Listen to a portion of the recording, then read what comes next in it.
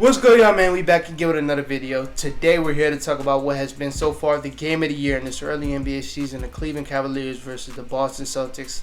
Before we get into that video, I want to make sure y'all like and subscribe. We've been getting a lot of subscribers, a lot of videos, a lot of views been watching, a lot of views lately. I started at about a month ago. I was at like 280 as far as subscribers. Now I'm at 320. So a lot of people subscribing. Make sure you join the wave, share with your friends, all that. But like I said, we're here to talk about the Celtics versus Cavs. When you looking at this game, it was very reminiscent of last week's game where we came out, we blitzed them with threes, and then they came back and won the first quarter as far as points. And then in the second quarter, we did the same thing, another run. And then they ended up, oh, actually, no, that was in the third quarter. In the second quarter, that's when they kind of took off, and then we was playing catch-up the whole second quarter. It was the same thing for both games. And then at the end of the quarter, we kind of broke it down to 6 points. And then in the third quarter, that's when we made our run again. And then the early fourth quarter, they made their run. Like, it's really a game of runs in those first two games. That's why a lot of people, a lot of media reaction was like, yo, this feels like a playoff game, a playoff series, because we just played them a couple of days ago. It felt like a playoff series, especially both home crowds in both games. Amazing. Top-tier home crowds. I think a lot of people are going to be recognizing how good our home crowd is because we're winning again. And Cleveland hasn't seen winning since LeBron left. But now that we're winning, we actually look like a really, really good team. We're going to have a lot of sold-out games. We already got, I believe, 9 TV games. So a lot of people are going to realize, like, Cleveland, their home court is hard to win at. And we've seen it yesterday. But then in the fourth quarter, some lackluster play from the Cavs kind of brought the Celtics back in both games. And that's when they ended up in the tie going to overtime. Shout out to Jason Tatum for that clutch dunk and that clutch block. And it was also a clutch mid-range shot that he hit while we was going on a run. They kind of did that a lot yesterday. Where, like, we wanted to go on a run in the fourth quarter. They're like, all right, Jaylen Brown, I'm going to hit this mid-range shot. Jason Tatum, I'm going to hit this turnaround shot on Darius Garland. Like, stuff like that. I like that from them. But then in the overtime, we kind of took control. But then they came back again, and it was like, oh, fuck. We might lose. I was scared. I'm not going to lie. Then Jaylen Brown had a shot to win the game that he usually hits. I wasn't mad at the shot. I've seen a lot of people mad at it. Jason Tatum wasn't having a good shooting night. Jaylen Brown was the guy that night, so I would have made him shoot the shot. And it was a shot that he normally makes. So if you miss it or make it, you got to have that trust in your player on your team. If you like that team, like a lot of Celtics fans were kind of mad that Jaylen Brown was taking that shot, bro. That's your all-star. That's your second best player. That was damn near your best player in last year's playoff run. So y'all gotta respect that. That was a good shot. But overall, lastly about the Celtics, reason why they were in that game because you got a steady point guard in Malcolm Brogdon. Marcus Smart hasn't looked good at all. Both sides, like Karis LeVert, Darius Garland, Donovan Mitchell, were getting to the paint so easily in these first two games that we played them. But Malcolm Brogdon, every time we try to make a run, he just hit the clutch shots. Al Horford being the vet that he is, he just knows when they do his thing. Same thing with Grant Williams, even though he's only been in the league for like 4 years. That dude is one of the best leaders they have in the league, we have in the league. And I think that's been a narrative that we got to push. Like, yo, if you watch Grant Williams, even on the NBA broadcast or ESPN broadcast, you hear him. It was one time he was shooting a free throw. He was like, hey, Al, rebound. Like, you telling a 36-year-old rebound, an NBA vet, damn near Hall of Fame in the rebound, and nigga, you've been in the league for 4 years. Like, he's a young leader in this league. So I like saying that from him. And then he just hit the clutch shots, played really good defense, flop, but like good flops. I respect some flops. Marcus Smart pisses me off, but I respect some flops because it wins people the game. But yeah, he had a really good game yesterday. Didn't really get a aggressive Jason Tatum because Dean Wade is just, we're going to talk about him. But good game for the Celtics. Don't worry. Rob Will's not there. I do think Dwight is coming to y'all soon. He's either going to the Celtics or the Warriors. I'm going to let y'all know that now. Dwight Howard can play in the NBA. He could start in the NBA. He's going to one of those two teams. And I wouldn't consider a ring chasing because they both need him. The Celtics need rebounding, and they kind of need paint defense, even though Al Horford been holding it down. But the Warriors need paint defense. So I think, and they also need rebounding. So he's going to end up on one of those teams. So just be patient. Help coming soon. I still look at y'all as like a top 2-3 seed in the East. But to us now, I needed those two games. And it might be an overreaction, but like, yo, that is a dominant ass team. And at times, if we didn't let them back in the game, we were dominating them at times. And I look at them, I'm like, yo, we can actually fuck with them in the playoff series. Because, yes, I said they miss Rob Will. But they don't have the firepower to stop what we got. Like, Marcus Smart is a good defender. But Marcus Smart on Darius for 7 games, I don't know if he can do that. I don't know if he can do that. We've seen what Steph is doing. I'm not comparing Darius to Steph. But at times, Darius might be harder to guard because he's so slippery off ball. He's so slippery on ball, on pick and rolls. Like, he's harder to guard. And I just feel like in a series, that would be a very fun series for us.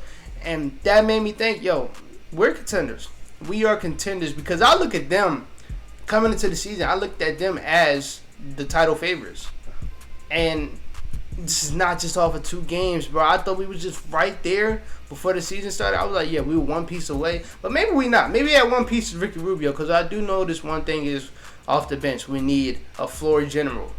And we know who Ricky Rubio is. That might be the 1 piece. But for us to, at times, dominate that team, it's showing me a lot, especially yesterday, seeing how Darius and Donovan played. And it wasn't like a your turn, my turn thing. Because I always hear people say that. And I never really like that shit.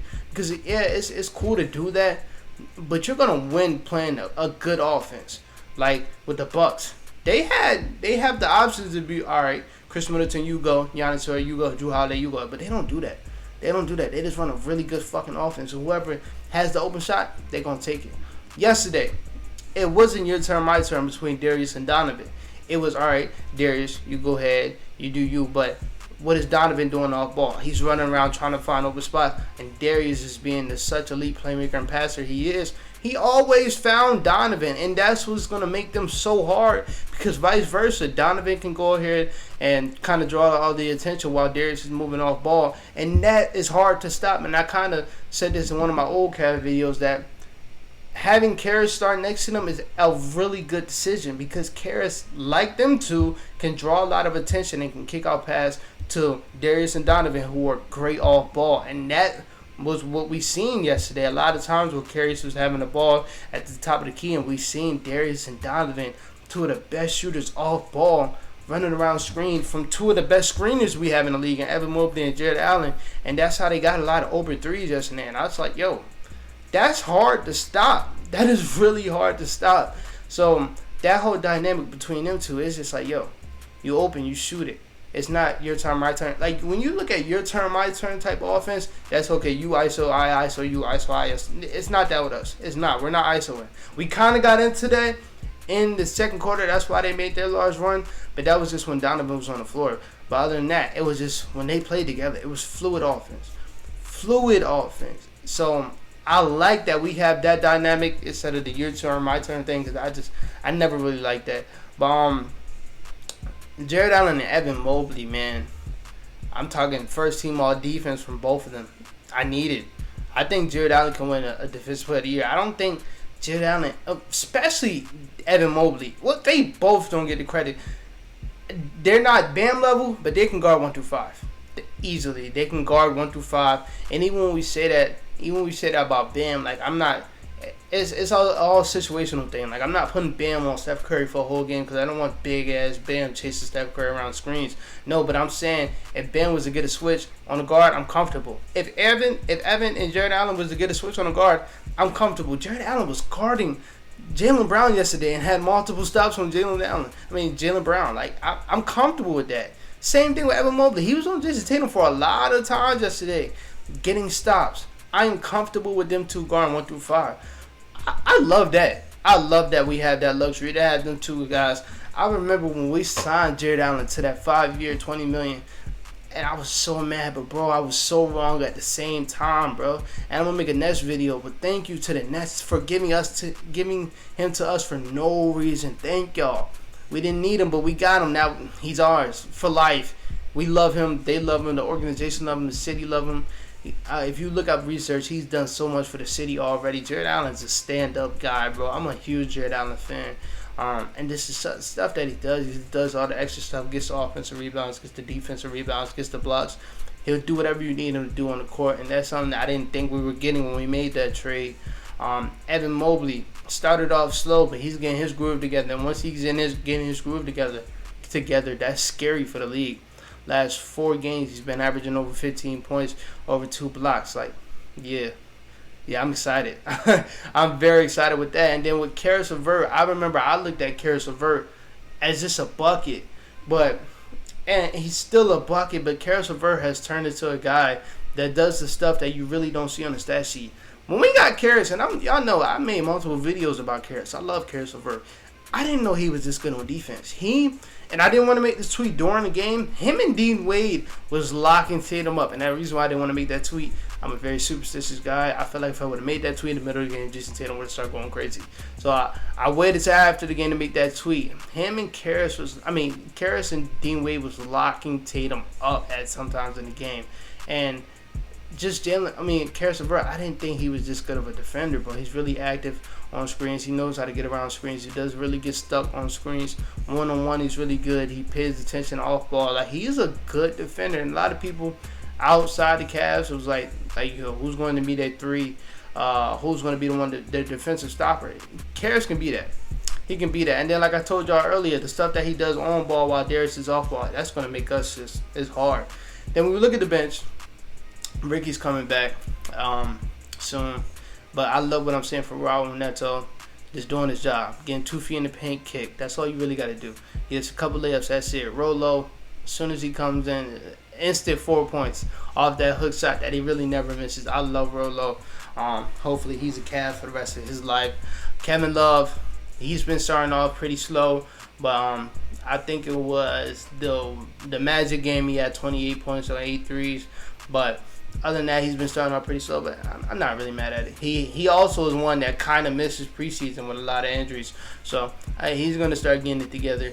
He's not going to be shooting 30% from 3. No, it's Kevin Love. He's gonna turn up pretty soon, and that's going to make us even more scary. You notice I keep saying that we're this good without 2 key pieces on the bench, because Kevin Love, like I said, he hasn't been that good. We don't have Ricky. We all seen how Ricky was last season. I don't think that.